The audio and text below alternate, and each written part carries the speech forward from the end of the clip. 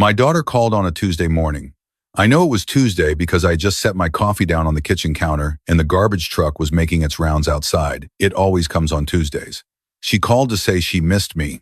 We talked for 11 minutes about nothing in particular. The weather in Portland, whether I should get my knee looked at. She asked if her mother had left for her sister's place yet. I told her yes. Her mother had left 2 days before. She said good. That meant I could finally sleep in without someone reorganizing the pantry at 6 in the morning.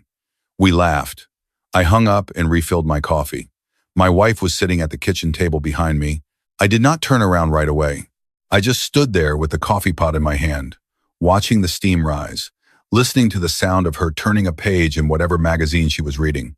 A perfectly ordinary sound, the kind of sound I had heard 10,000 times in 41 years. But my daughter had just asked if her mother had left for her Aunt Carol's place yet, and I had said yes. I need to back up.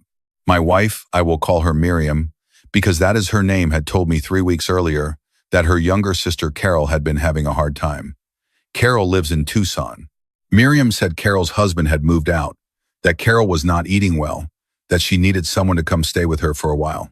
Miriam said she wanted to go. I told her, of course, go.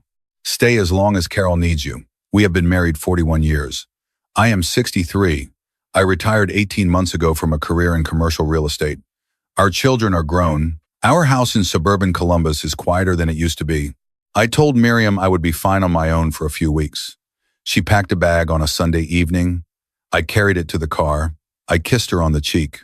She drove away, and I stood in the driveway for a moment before going back inside. That was 11 days before my daughter's phone call. For those 11 days, I had been living with my wife. I am going to say that again because I need you to understand how completely ordinary those 11 days were. She made coffee in the mornings. She watched her programs in the evening. She reminded me to take my blood pressure medication. She slept on her side of the bed. She smelled like the same lotion she has used for 15 years. She was, in every way I could observe, my wife. And yet my daughter, who had spoken to her mother on the phone just the night before, a call I had walked past in the hallway and heard with my own ears, had asked me whether her mother had left for Tucson yet. I set the coffee pot down very carefully. I turned around. She was reading a magazine. Her reading glasses were pushed up on her nose the way Miriam always does. She had her legs tucked under her on the chair, the way Miriam always sits. She did not look up. Anything good in there? I asked. She said something about a recipe she wanted to try. Lemon chicken, something with capers. Miriam hates capers, has hated them for as long as I have known her. I said that sounded good. I took my coffee to the back porch and sat down and tried to figure out what was happening to me.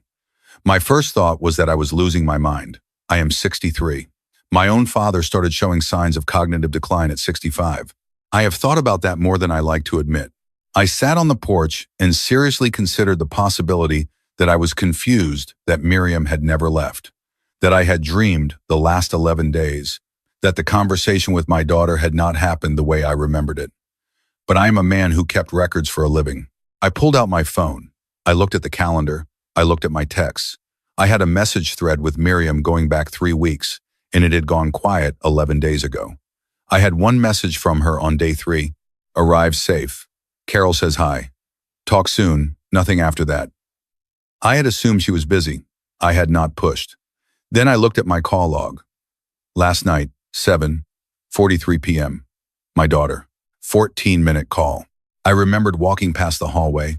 I remembered hearing Miriam's voice, or what I thought was Miriam's voice, saying my daughter's name, laughing about something. 2 people can sound alike on a phone. 2 people cannot look alike, smell alike, move alike, live in your house for 11 days and fool you unless you are not paying attention. That thought landed somewhere uncomfortable. How much had I been paying attention? I want to be honest about something, because I think it matters. Miriam and I have had a long marriage, a good marriage mostly, but the last several years had settled into a kind of comfortable parallel existence. We shared a house, shared meals, shared a bed. We were polite and easy with each other. We did not fight. We also did not reach for each other the way we once had. I had told myself this was normal, that this is what 41 years looks like, that the heat of early marriage settles into something quieter and more permanent.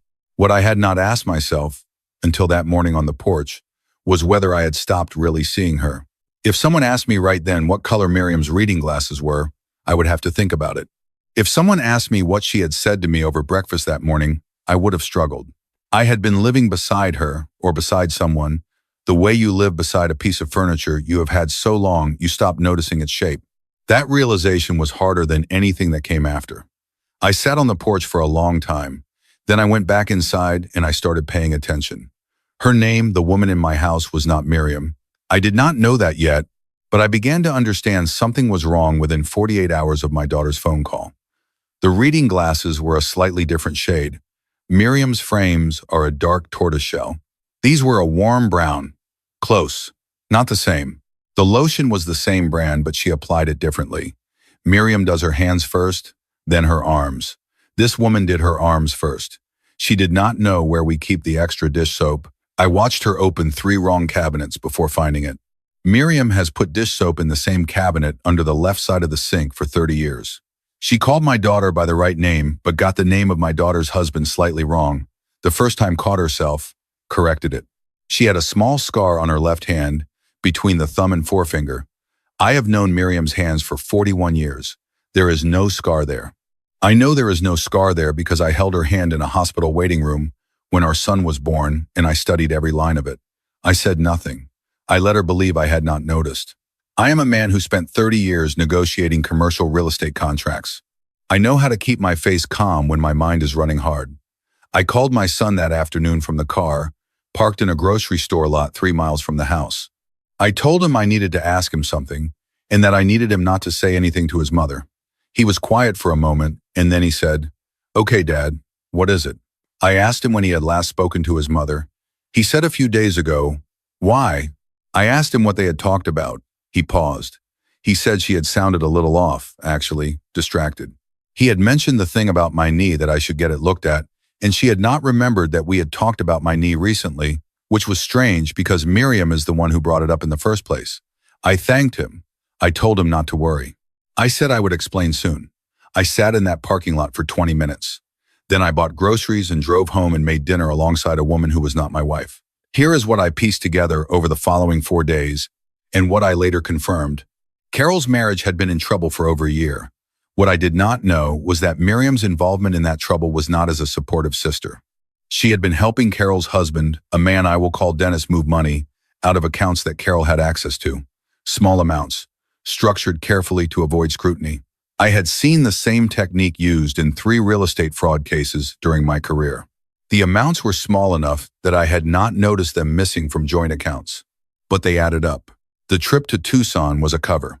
Miriam was not in Tucson. Miriam was, I later learned, in Phoenix with Dennis, at a property that Dennis had purchased without Carol's knowledge. The woman in my house was there to make sure I did not notice Miriam was gone, so I would not call, so I would not worry, so I would not start asking questions at exactly the moment when a large sum was being quietly repositioned. I still do not know how they found her. I have my guesses. She and Miriam are not twins. I want to be clear about that. But there is a family resemblance. She is Miriam's cousin, it turned out. A younger cousin I had met exactly twice in 4 decades. Once at a family reunion when she was perhaps 19 years old, and once at a funeral 8 years ago. I had not registered her face. Why would I? She was a peripheral figure. A name on a card at Christmas. She knew enough to pass. She had been briefed. She had Miriam's routines, her habits, the names of our children and grandchildren, the shows she watches, the way she takes her coffee. What she did not have was 41 years of lived-in detail. The small drawer below the oven where Miriam keeps twist ties and batteries. The way Miriam always knocks twice on any door before opening it, even if the door is already open. The word Miriam uses for the remote control, she has always called it the clicker, never the remote. Little things, hundreds of little things. I started writing them down. I did not confront her. I want to explain why. I am 63 years old, and I have been in rooms where the wrong move costs everything. I knew that if I confronted this woman, she would leave. And if she left, Miriam would know the arrangement had broken down, and whatever was being done with the money would accelerate. I needed time. I needed to understand the shape of what I was dealing with before I acted. I called my attorney on a Thursday. I called him from the car again, parked on a different street. I told him I needed him to quietly pull our financial records for the last 6 months and flag anything unusual. I told him I thought there was fraud, and I told him I thought my wife was involved. Saying it out loud was the strangest thing I have done in a long time. He did not ask many questions. He told me to come in the next morning. I told him I could not come in the next morning. I told him I could not leave the house for more than an hour or two without it looking unusual. He was quiet. Then he said, "Are you safe?" I said, "Yes." I said the woman in my house was not dangerous, I did not think. She was a tool, a piece of the arrangement. She did not want to hurt me. She wanted the days to pass quietly until whatever was happening in Phoenix was finished. He said he would start pulling records remotely. He said he would call me. I drove home. On the 9th day after my daughter's call, so 20 days after Miriam had left, I got a text from Miriam, from the real Miriam. It said, "Almost done here. Carol's doing better. Miss you. Home soon." I looked at that text for a long time. 41 years. I wrote back, "Take your time. Everything's fine here." I set my phone face down on the desk. The woman in my house knocked on the office door she always knocked, I noticed, but she knocked 3 times, not twice, and asked if I wanted lunch. I said yes. I followed her to the kitchen and watched her make sandwiches, and I thought about all the ordinary moments that had been constructed around a lie so casually that I had nearly lived inside it without ever noticing. My attorney called that afternoon. He had found 4 transfers over 6 months. Small amounts, as I suspected. None of them flagged automatically because of how they were structured.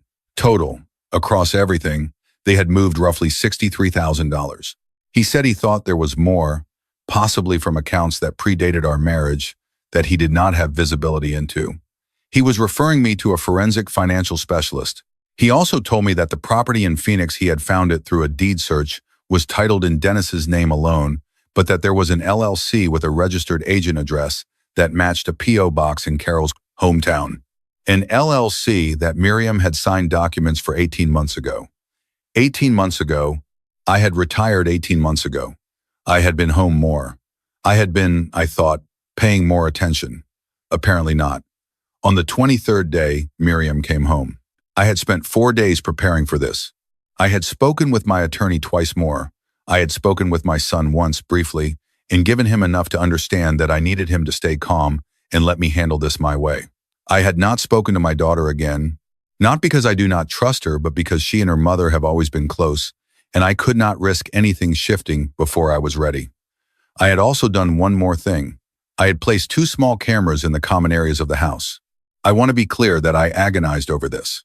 I understand the feeling of violation that comes with surveillance in a home. A comment I read once has stayed with me.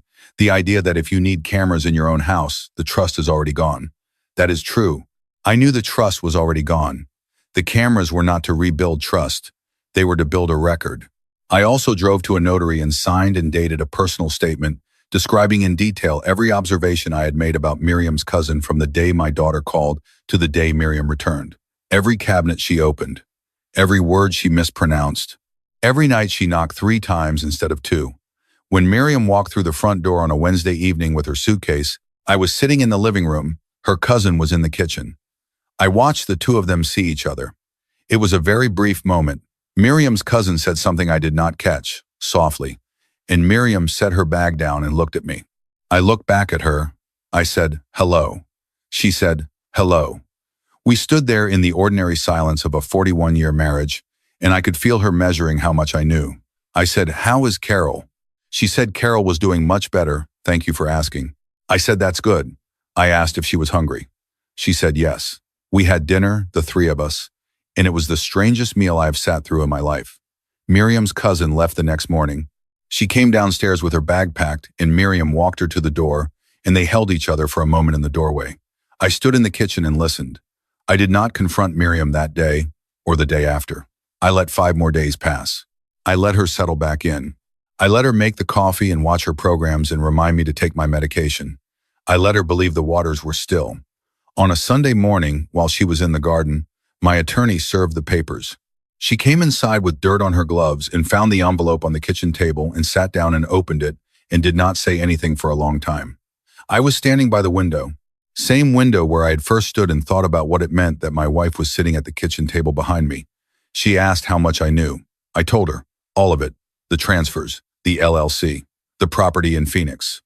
Her cousin, the timeline going back 18 months. She was quiet.